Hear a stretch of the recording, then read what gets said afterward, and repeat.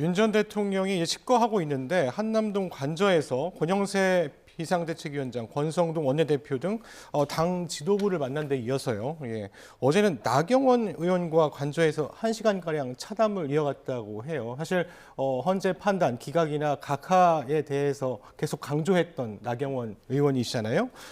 이 자리가 어떤 자리였다고 보시나요?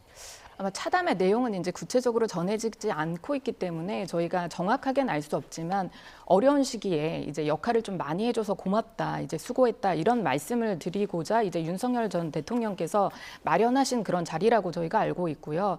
지금 이제 부위원장님께서 계속해서 말씀하신 게 저희가 아무런 준비를 안 했기 때문에 무능한 정당이 어떤지를 보여주고 있다라고 이제 신랄하게 비판을 하셨는데 그런 부분이라기보다 이 부분이 이제 법치주의를 지켜야 된다. 그리고 자유민주주의를 수호해야 된다.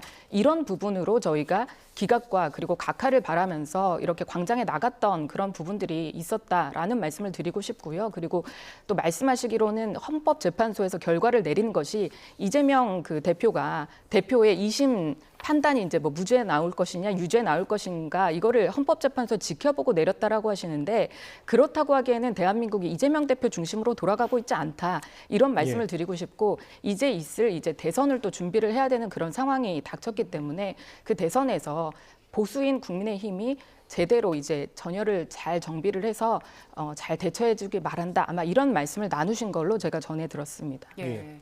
윤 전 대통령이 이제 국민의힘 지도부 만난 자리에서 난 떠나지만 대선에서는 잘해서 승리를 하기 바란다. 이런 메시지를 전했다고 알려졌고요. 이걸 두고도 또 여야 좀 공방이 오갔었거든요. 일단 윤 전 대통령의 당은 대선에서 승리하기 바란다라는 메시지는 어떻게 들으셨습니까? 일단 본인의 탄핵 기각을 요청하면서 헌재에서 60분 정도 발언을 했잖아요. 그런데 죄송하다는 것들은 한 30초 되나요? 1분 되나요? 국민들께 정말 사죄를 해야 되는데 너무 자신의 잘못에 대해서는 관대하다. 이 부분에 대해서 맺고 끊어주려고 한다면 확실하게 국민들께 사죄하고 반성의 모습들을 보여주고 그것들이 이제 국민의힘이 회생할 수 있는 기회일 건데 아직도 그런 모습을 보여주지 못한 점에 대해서는 뭐 안타깝다고 하기보다는 뭐 당연히 그럴 줄 알았는데 그 정도 수준이다라고 저는 보여주고 있고요.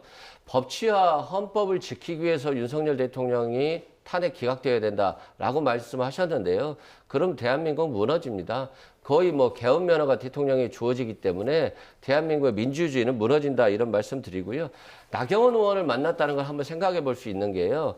최근에 나경원 의원이 대통령 후보로 나오려고 노력하고 있다는 소리가 들려요. 근데 대통령이 불렀다는 건 그간의 탄핵 기각이나 각하를 주장하면서 해준 모습에 대한 감사함의 표현과 또 향후 대선 과정에 있어서 어떤 역할을 기대할 수 있거든요. 그런 측면에서는 아직도 윤석열 대통령이 국민의힘 대선 과정에도 개입하려고 하는 것이기 때문에 상당히 국민의힘 내부적으로 보면 어려운 시기가 지속될 것으로 예상됩니다.